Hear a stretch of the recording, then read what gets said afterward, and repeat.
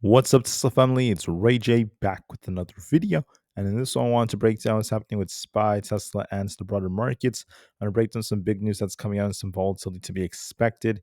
Just know that I am not a financial planner, so take nothing I'm saying as financial advice.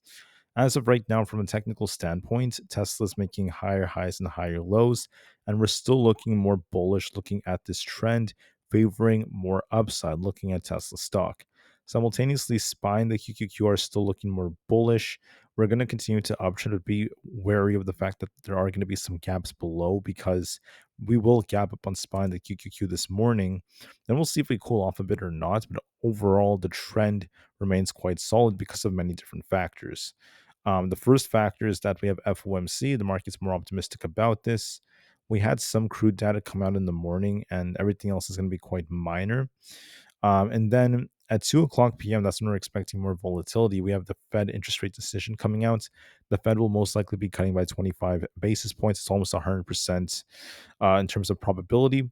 And then at 2:30 p.m., we have a very important conference with Jerome Powell, who's going to be speaking and answering lots of questions. So expect high volatility once he speaks.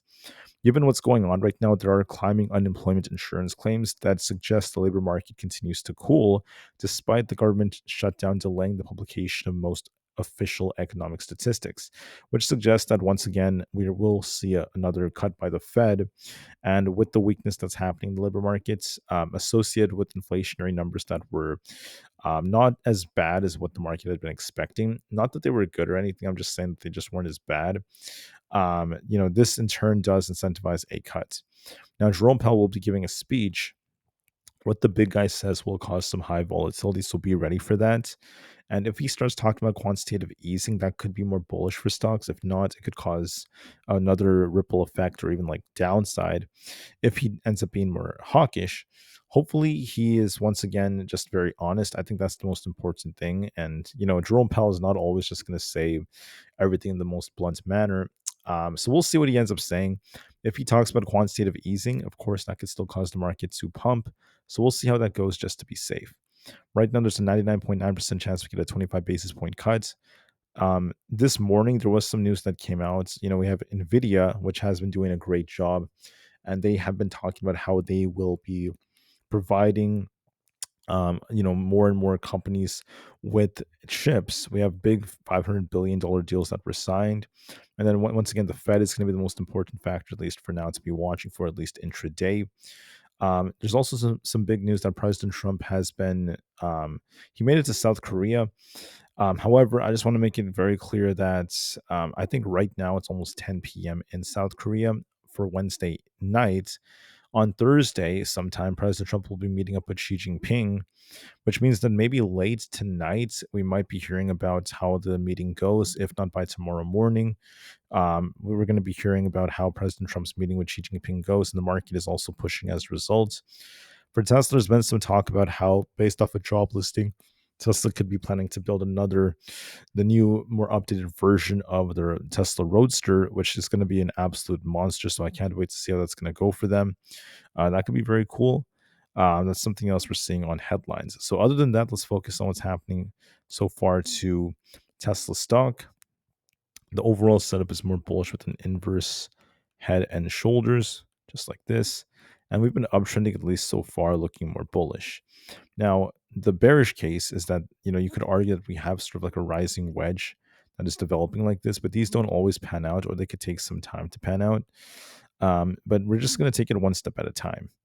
So this morning, what's going to likely happen is we're going to see if Tesla returns to fill this gap around 460, might dip a little bit, then it could bounce a little bit, just kind of consolidate. Then when the Fed makes this decision, we're going to see if we get some kind of like pop and drop or a drop and pop.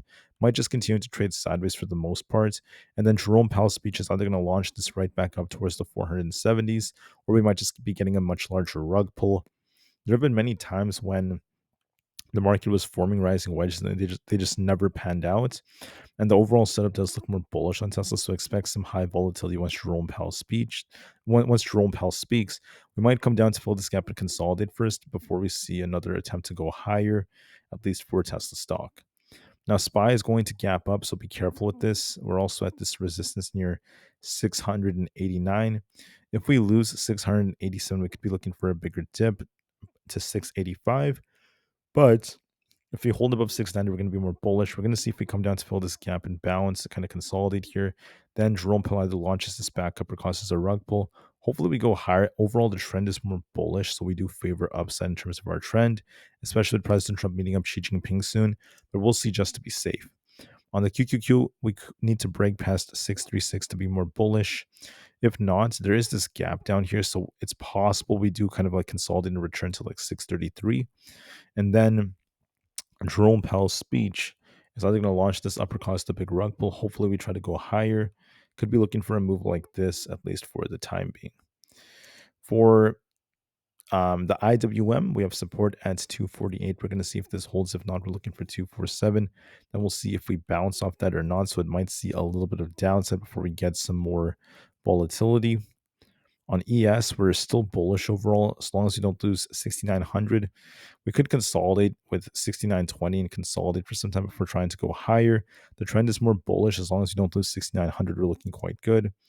Same thing with NQ. We have support currently at 26,200 and 26,005. We need to lose that to be more bearish.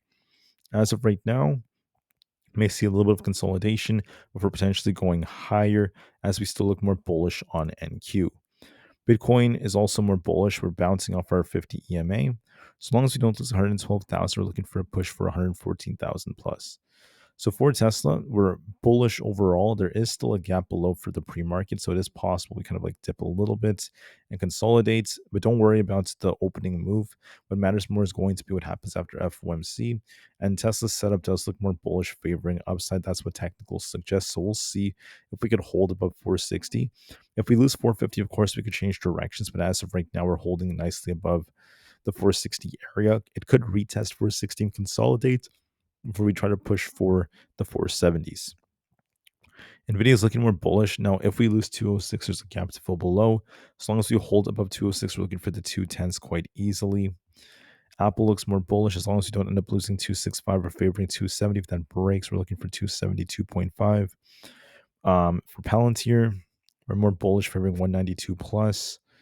AMD is also looking decent. Might be coming back down to like 259 to fill the gap before it continues to climb. Overall, it's still more bullish, though. Even if we drop 2 to 3 points, we could still bounce. Coinbase is holding 350. As long as it holds, we're looking for the 360s for another bounce. On Amazon, we're looking more bullish. As long as we don't lose 230, we're going to be favoring 234. Meta is also rebounding. It could be dipping back down to like 750, if not 745, and we'll see if we bounce. Google might be retesting essentially 265, and we'll see if we bounce. Might be coming down just a little bit. And then Microsoft looks more bullish, favoring 548 to 550. The VIX has been bouncing a little bit, but keep in mind we're approaching resistance near 16.88, so we'll see if we pump and reject, and we'll see what happens as time goes on. So overall, the market still looks a lot more bullish, and I think we're holding up quite nicely, so give this the time it needs, at least for now. And finally, Tesla is also looking decent right now. We're making higher highs and higher lows. And we're going to see what happens as time goes on. It is possible we come back down to fill this gap and consolidate, but overall, I do think that there is upside potential later on for Tesla.